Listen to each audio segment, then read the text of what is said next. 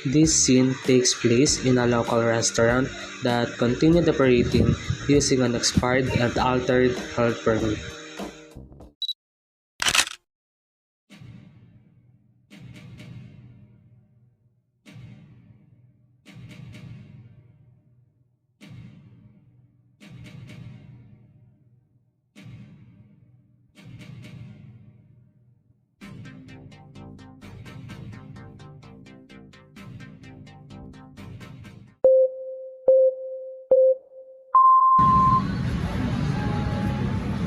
Excuse me po, here's the menu.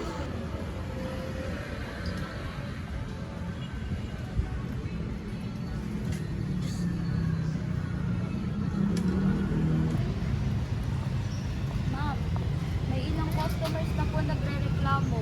Sumasakit daw po siya nila after nila kumain. Ay naku, baka iba naman yung dahilan kung bakit nasakit yung siya nila. Mamaya na natin i-check yan kasi marami pa tayong orders. At siguraduhin niyo palang malinis sa kusina natin dahil may darating yung mga inspector. Okay po, ma'am.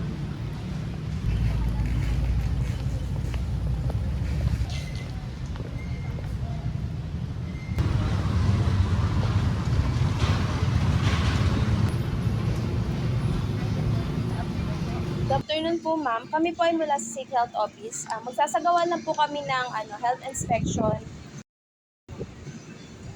Hello po. Handa naman po kami mag-cooperate. Pero bago yun po, sige.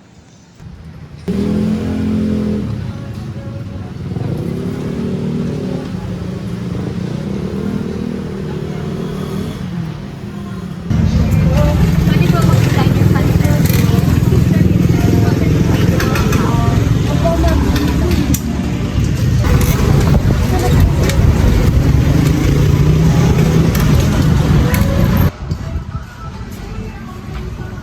Ma'am, napansin ko po na expired na po ang inyong sanitary permit at may alteration sa date. Maaari niyo po ba ito paliwanag? Opo, ma'am. Inaamin namin na expired na yung aming mga papeles. Pero inaasikaso po namin yung mga papers din namin para sa renewal din. Nung pag-alter po ng permit, isang malaking paglabag.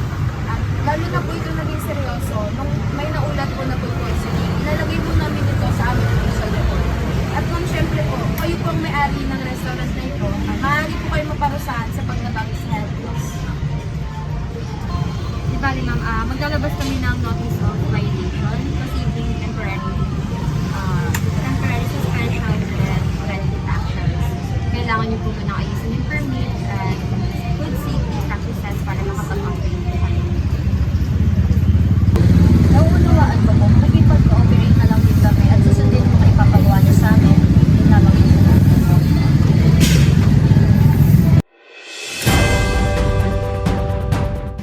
Magandang araw. Sa unang tingin mukhang normal ang takbo ng serbisyo ng restaurant na ito. Ngunit sinong mag-aakalang sa loob ng maayos na serbisyo, may isang seryosong paglabag pala ang restaurant na ito na hindi alam ng mga customers. Habang patuloy ang inspeksyon sa loob ng restaurant, narito ang ilan sa mga customer na nakaranas ng pananakit ng tiyan matapos ang pagkain sa restaurant na ito. Kumain po ako dito kagad. At nung pag-uwi ko, biglang sumakit yung tiyan ko at nagsuka. Sabi po ng doktor, posible na food poison po. Ako rin po, nakaranas po ng pananakit ng tiyan at pagsuka dahil po daw sa food poisoning.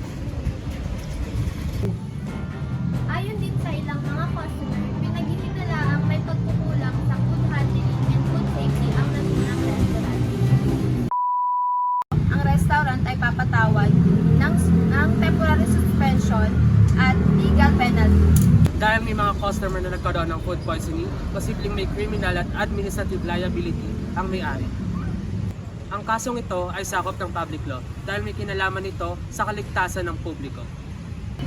Inirekomenda namin na agarang renewal ng mga permits, proper food handling practices, at regular health check ng mga staff.